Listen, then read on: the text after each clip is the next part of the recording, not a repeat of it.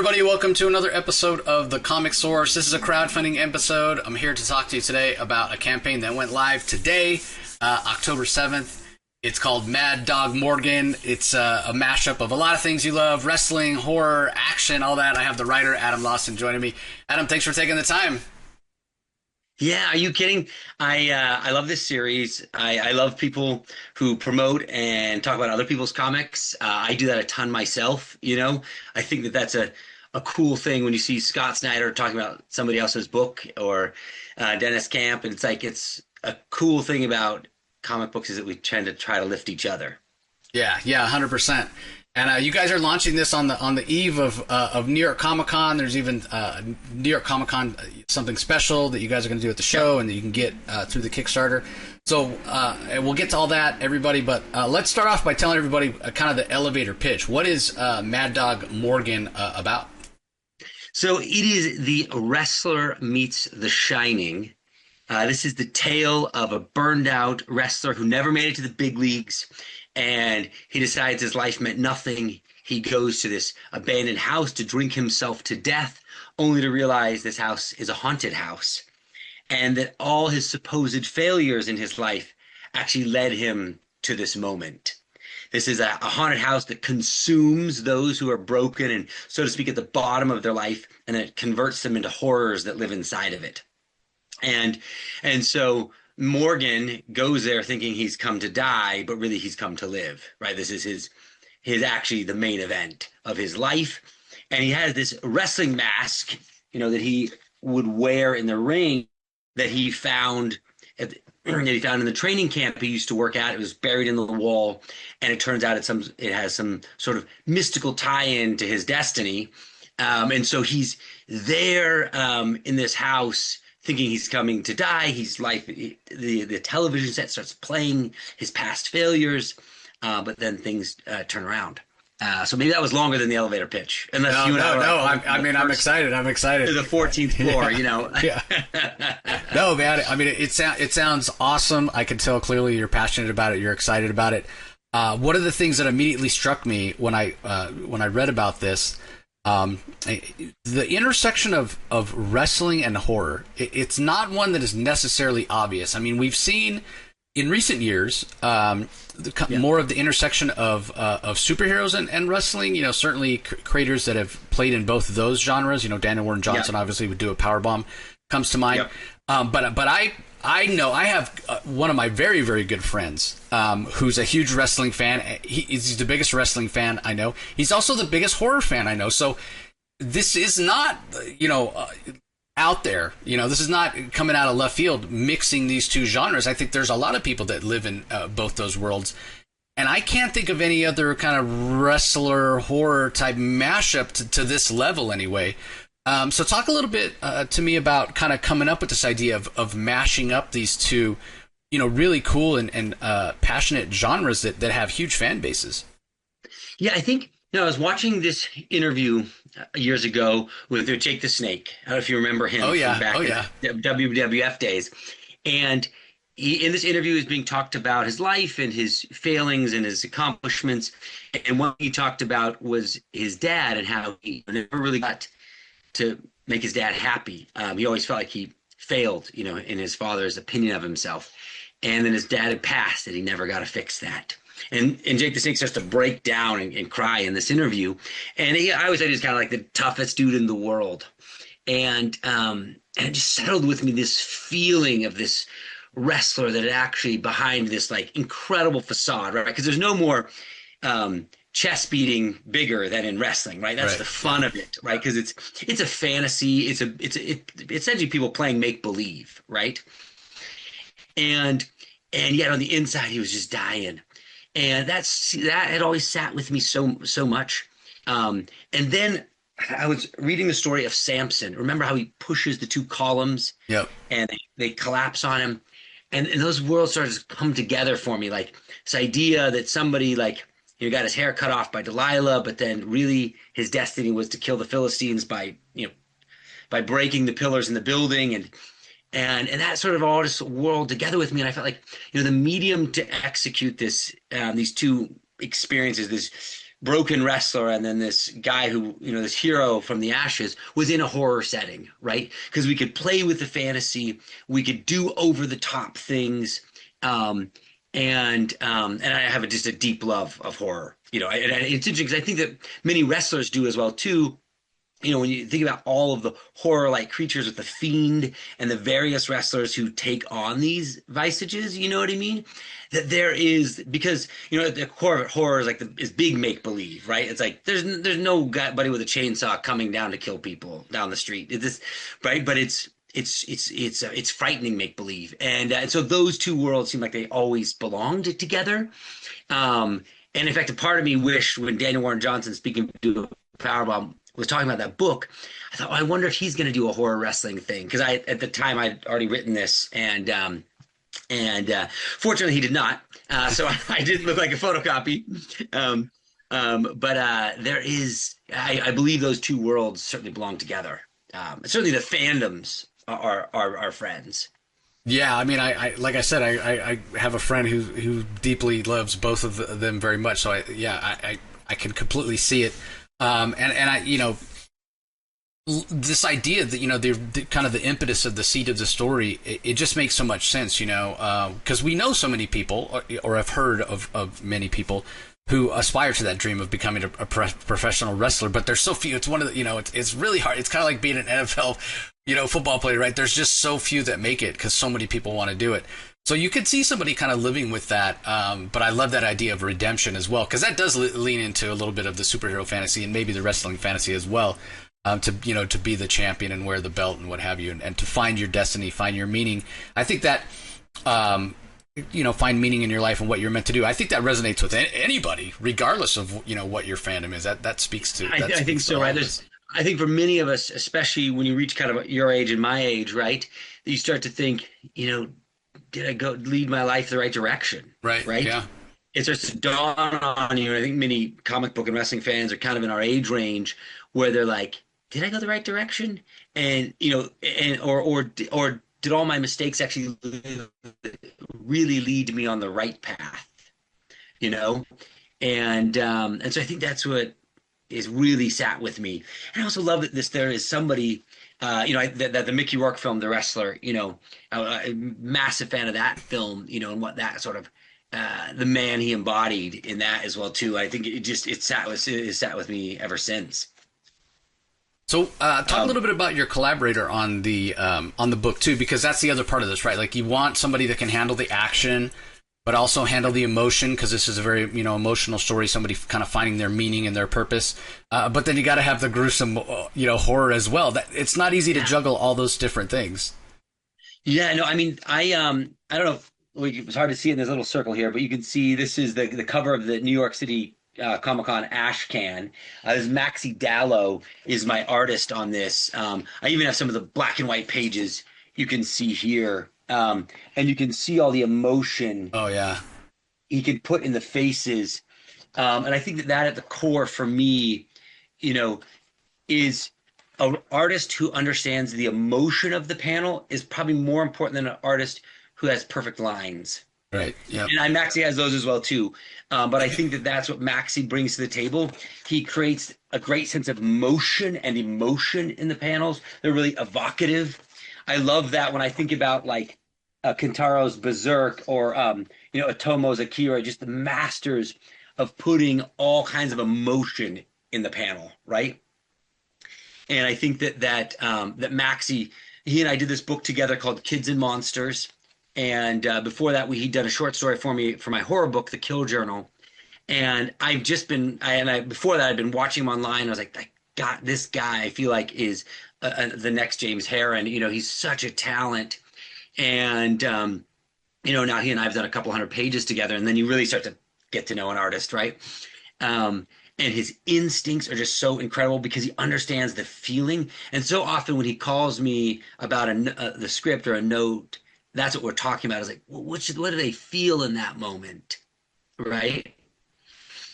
Because I sometimes think that comic books that are maybe well intended but don't land as well as when the artist maybe has a great pose or a nice background setup, but it's maybe missing the emotion that the moment demands. Right. Yeah. People like Tim Sale are masters of like landing that every panel, or what it was, I should say, but or Daniel Warren Johnson, as we've been talking about him, he's somebody who knows how to land how people should feel. And I think that what's nice about Maxi is he does slightly exaggerated, his artwork is slightly caricatured, like, right? It has it has a bit of cartoon in it, which I think is a strong point because it lets you make the emotions just a little bit bigger, right? When you're not trying to be so photo real, you can maybe send the feeling better.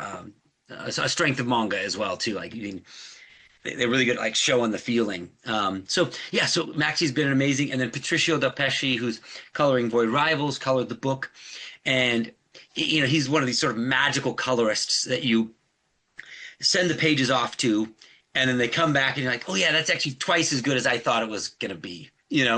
And his color choices are always like, oh, I didn't think about it being in that color in purple, but it's actually way better in that.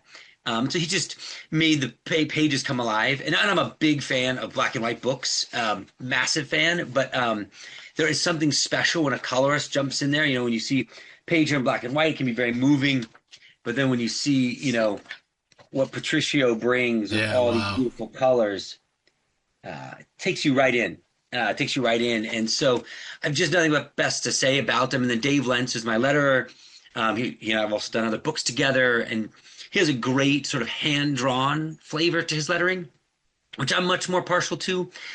For me, I kind of like comic books that feel like somebody made them with their hand. They have some mistakes. Things aren't perfectly centered, something about that makes them feel like what you bought is something that couldn't be just replicated with a computer.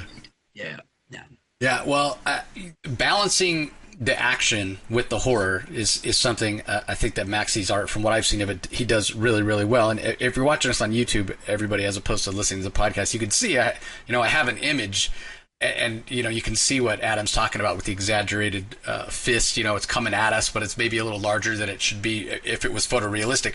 But it just works, right? It sells it as the impact. And then we start talking about the colors. How important the colors are in setting the mood, right? Like so often in horror, and this, Adam, from working in other mediums, whether it be small screen or on the big screen, it's the soundtrack, right? The soundtrack that sets you up for that jump scare. Something's coming, it sets the mood. Well, we don't have necessarily a soundtrack. You can't, open a comic and have it play music. But what you can do is you can use the colors to set the mood and to set us up, and also to pay off. Maybe it's it does have darker colors, or colors you don't expect in that big moment or what have you. So it's so important. Then when it comes to lettering, and I'm sure you know this, and it was probably something that took you a little while to discover, because I find that's the case when people start writing their comics for the first time. What people don't realize about lettering is that the way the number of sentences you put in any particular balloon, and the way the balloons are paced around the page, and how many balloons on page, whatever, that completely controls how fast we as readers read the comic. It can, and it's so important to not overstuff it, to make sure you get it right, to lead the eye around the page so that the visual beats are hitting. It all comes together. It's my favorite, art form, and it's amazing. So you've been doing it for a while. And you've worked with some big names too. Yeah, I've worked with some great names, and speaking of colors, just to close out, just in case anybody sees this image, just so it isn't miscredited, this one Mike Spicer did the colors on. He did the color artwork. Mike Spicer did, who I love as well. He and I did a couple books together. And I couldn't agree with you more. And lettering, I agree with you, is a massive craft. I've lettered a lot of my own comic books. And I feel like almost the best thing for a comic book writer to do is a letter in the beginning, certainly your own books. So you start to realize that your words are not like a movie where they're going to be spoken. They're going to sit, they're going to take up space, right? And I agree that the great letterer, especially in a horror book, can create a rhythm, right? There's a really nice rhythm to what gets boxed up and what portion of the line, et cetera, and how much time it takes for you to move your eyes to the next one, how much that sets a rhythm.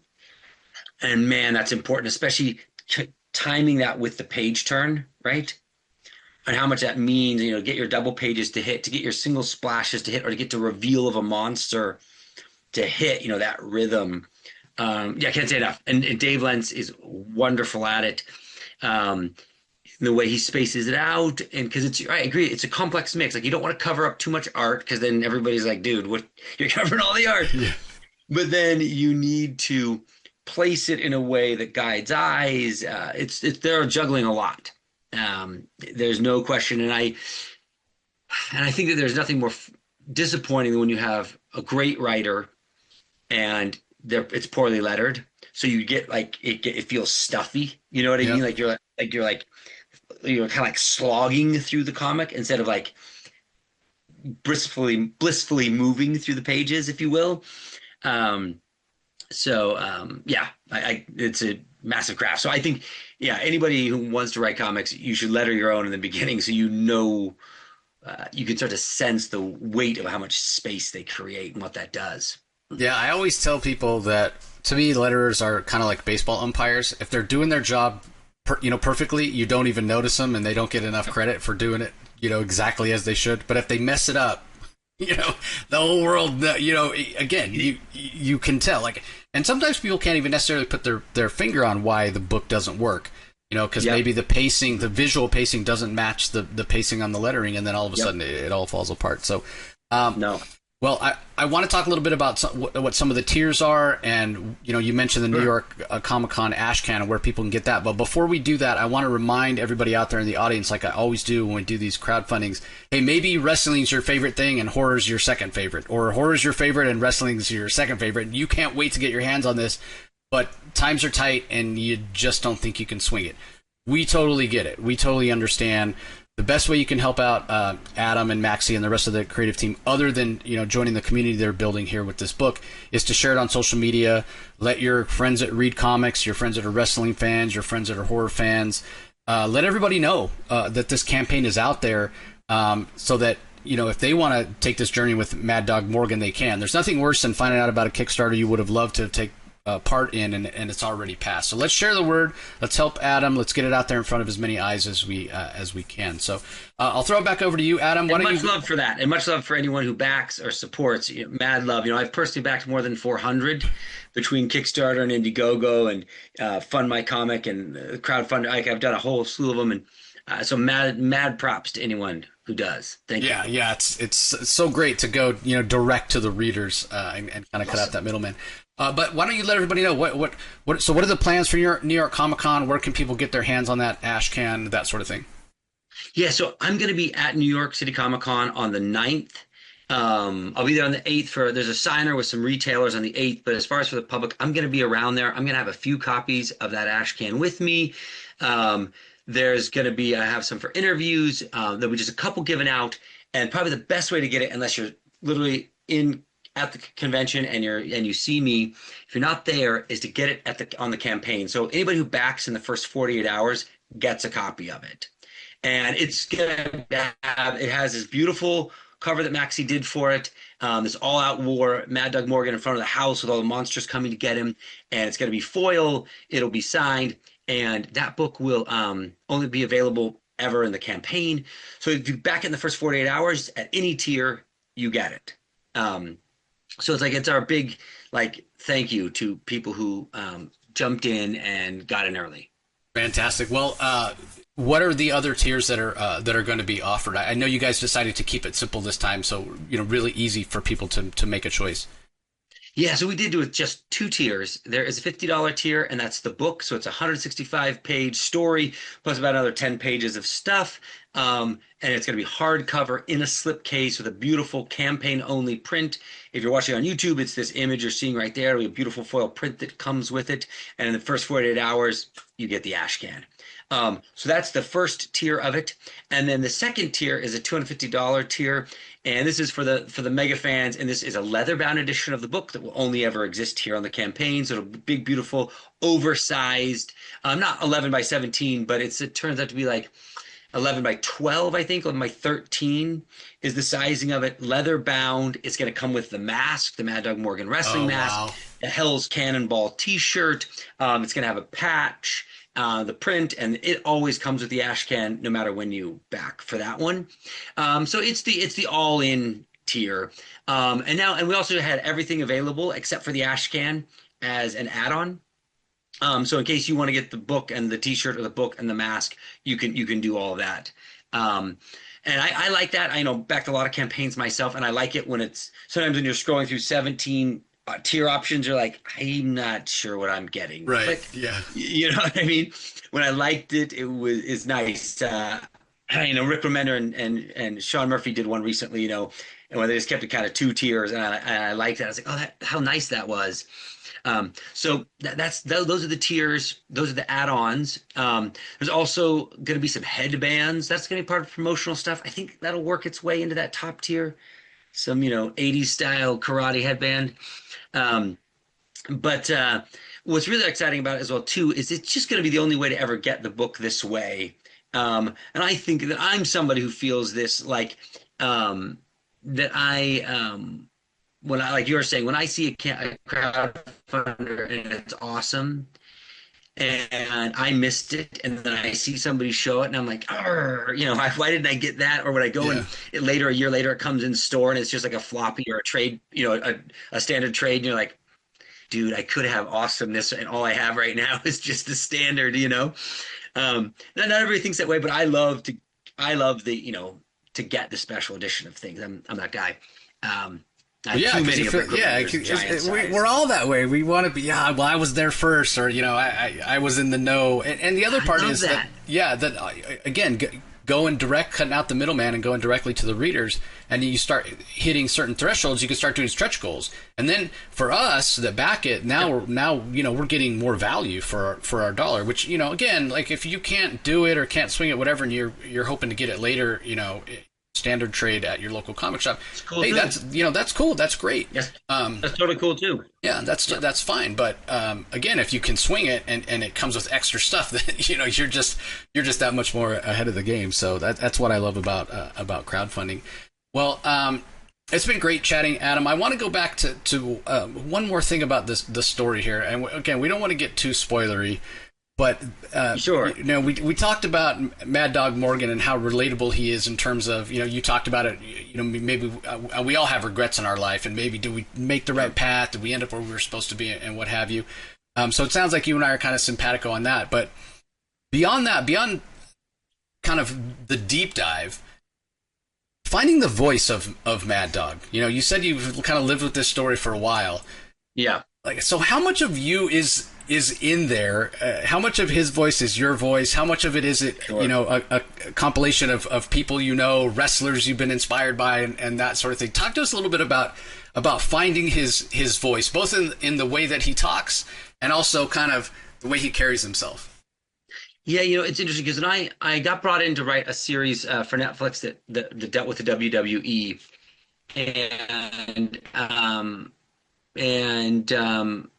I did some piles of research on it, and I got watching all of these old, back to my roots in wrestling, and I remember watching, The Undertaker. I think probably everybody has a deep place in their heart for The Undertaker, right? And sort of the voice of him. And then you started thinking back to the other guys. There was, the Ric Flairs, this Jimmy Snuka. Like there's sort of these outlandish guys. And then I started to think about the jobbers. And this is where it settled for me. It's like when Bret Hart, back the old day, was facing off against somebody, that jobber, that guy who did not look like Arnold Schwarzenegger's cousin, who did not look like the Rock's twin, who was the jobber. So for me, when I was going back and watching all that old wrestling footage, and as I was thinking back at all the times I have seen wrestling and enjoyed it in the ring, there's always been that guy who comes in, the jobber, as they call him. It's the guy who comes in, who has the mid-range fight in the middle. It's not the big main event, and they have no signature move. They just get kind of like tossed around the ring and tossed out, right? And I started to think, what does that guy sound like? Right, that guy's pitch that is not really much of a pitch, right? He doesn't have even quite fully defined character. He's no signature move. And it's like started to think about what is that guy who's struggling to find their voice there. And it's like, that's what Mad Dog sounds like. that guy who's in between, he hasn't arrived, he isn't Goldberg, he isn't Senna, and so it's like that's what I think. And then like obviously the story is him arriving at that point, right? But that's what I wanted him to feel like, is that jobber, that guy who you can't remember his name almost. That's awesome. That's great. Well, I hope you guys out there in the audience are as excited to check this out as I am. And I'm not even a big wrestling fan. I mean, and horror on a case by case basis, but this is just something that just sounds amazing. And I've read other things from Adam before. I backed his Kickstarter, the one you did with Wesley Snipes. Fantastic! Which was awesome. So again, link in the show notes, everybody, to go and check it out. Just take a few minutes to go and check it out. Maybe it's not for you, but even if it's not, like I said, just throw it out there on social media. Let wrestling fans that let horror fans that know about it, so they can check it out. Let your local comic shop know. And I'll throw it back over to you one last time, Adam. Anything else you want to share with our audience before we finish up here? Hey, we mentioned this is wrestling and horror. And, this is a tale that ultimately has outlandish action, outlandish heart, and it has all kinds of dark treachery wrapped around that. It's fun. It's interesting. It's the feeling you can only get when you pick up a book that isn't, following into the canon of the big two. And there's nothing wrong with that, but that feeling of when you're like, I'm discovering something fresh. So that's what I want you to know. Get on the ride. It's we've poured our hearts into it, and we hope you will. We hope you'll love it. That's awesome. Well, if anybody wants to follow you online and follow your work, Adam, is there a place that you're most active? A place that's best to give you a follow? I'm most active on X at Gifted Rebels Co., but also on Instagram, TikTok as well, and YouTube, and those same handles. So yeah, you can find me anywhere there, and I'll find you back. Great. I'll put links to Adam's social media in the show notes, everybody, so if you're having trouble finding him, you can just go there. And again, remember, link in the show notes to the campaign as well. If you're listening to this, it's live. I'm going to drop this episode the day that it goes live. And again, best of luck, Adam. Thanks so much for joining me. Appreciate it, man. Thank you for having me on. Yeah, and on behalf of Adam and myself, we want to thank everybody who's out there joining us, whether you're watching on YouTube or listening to the audio only. We really appreciate it, and we'll talk to you next time.